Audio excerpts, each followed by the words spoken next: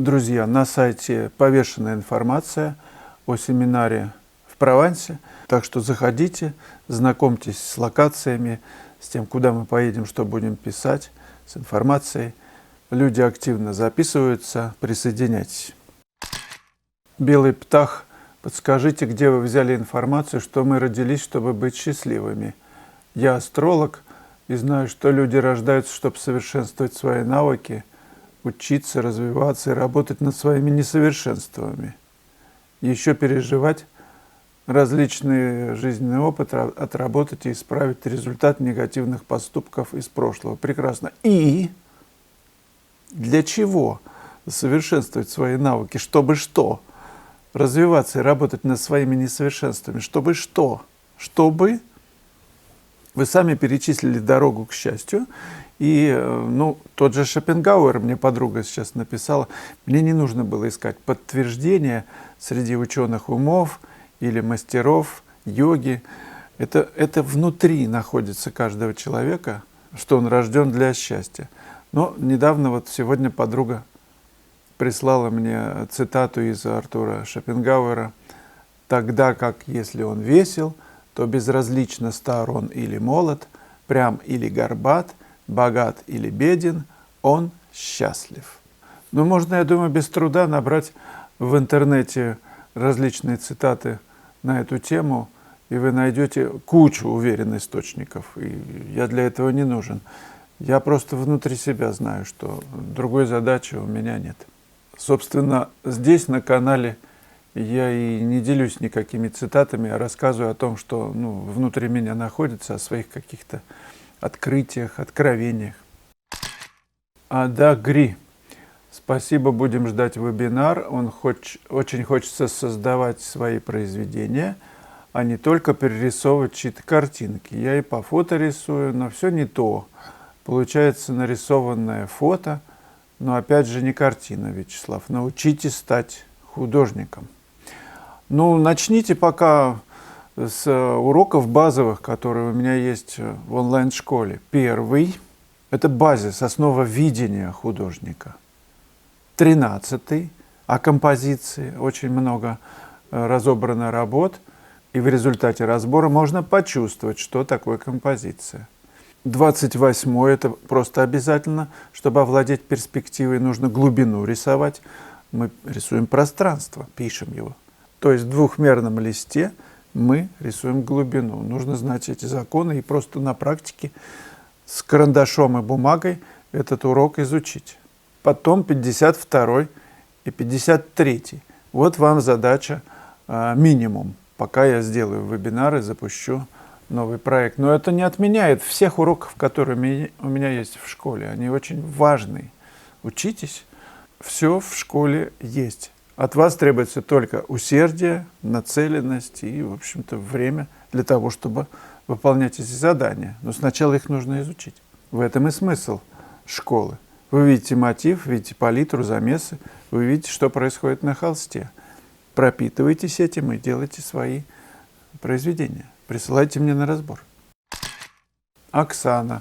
Когда смотрю интервью ваших студентов о семинарах, вижу, что большинство работает мастихином. Это личный выбор каждого? Или на пленэре вы советуете вместо кистей использовать мастихин, чтобы не тратить время на мойку и не загрязнять цвета?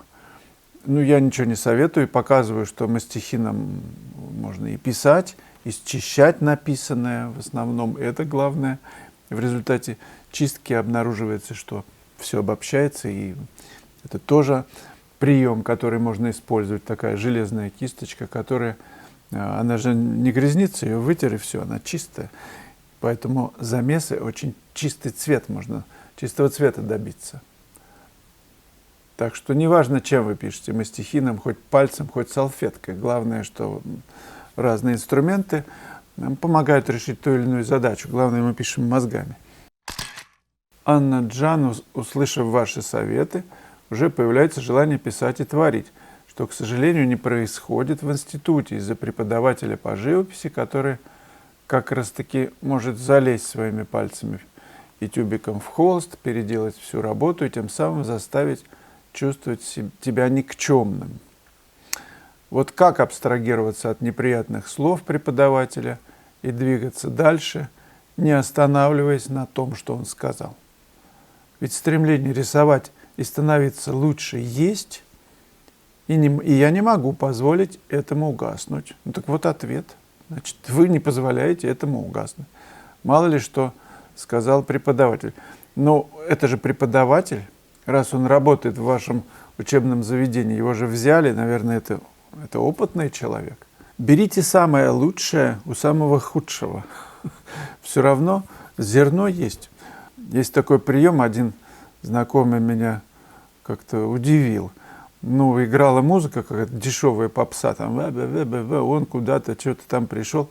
А он говорит, а ты реагируешь так, ну, очень раздраженно. Попробуй воспринимать слова, что он пришел, он это значит, ну, начальство. И сразу тумблер переворачивается на то, что даже в этой попсе он с тобой говорит вот этой вот дурацкой песни. Так что педагог, в его словах может быть какая-то и глупость, но какое-то зерно может быть проскочить. Я помню, ну как один там духовный давно уже наставник йоги слушал меня, открыв рот, а я был таким учеником, совсем юношей. Он слушал, я что-то говорил, рассказывал, и ему какую-то, ну, может быть, даже не очень важную вещь. А он слушал, открыв рот. Я говорю, почему ты так слушаешь, так удивленно, так красиво? А он говорит, я кроме Бога ничего не вижу. Вы представляете? То есть я обычный человек, ему что-то рассказываю, а он это воспринимает как послание. Так что, мне кажется, это может быть сигналом к тому, что извлекать ценное из всякой даже глупости. Ну, я не думаю, что преподаватель ваш настолько глуп, что прям, я не знаю, вас сильно так это раздражает.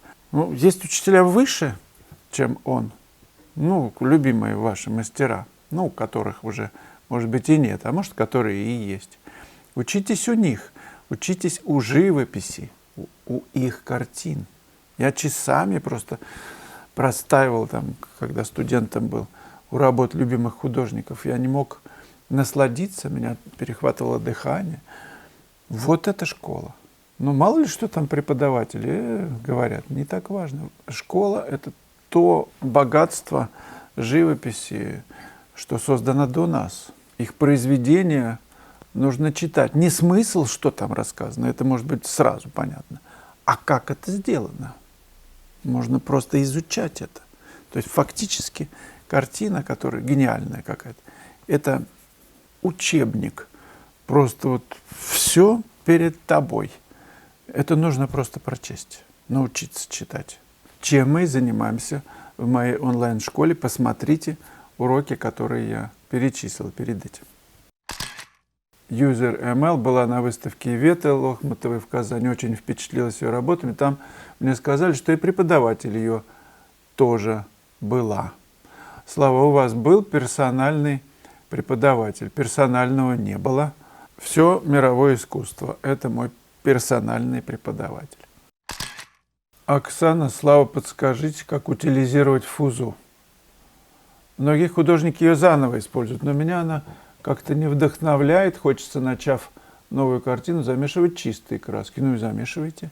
Несмотря на то, что я ее собираю, у меня даже дома в холодильнике вагон и маленькая тележка фузы, она у меня как-то не идет в расход. Расскажите, стоит ли себя заставлять ее использовать, в каких случаях и для чего она вообще подходит, или смириться и смотреть на нее как на издержки производства и не париться по поводу расхода. Ну, не парьтесь, конечно, если не лежит душа.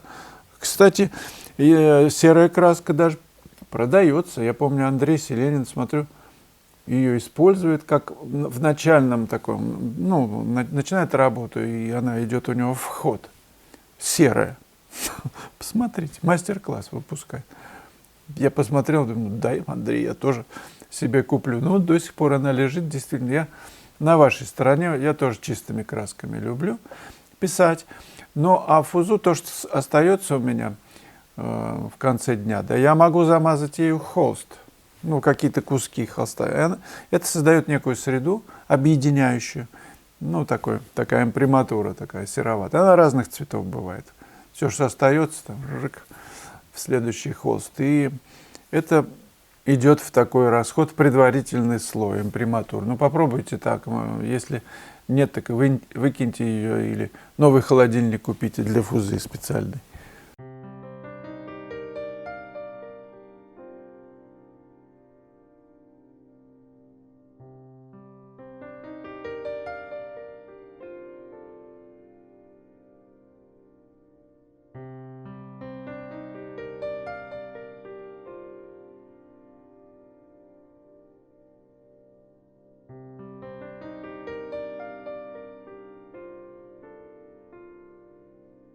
В конце ролика будет ссылка на 716 видео «Ревнивый холст». Посмотрите его, получите удовольствие и знания.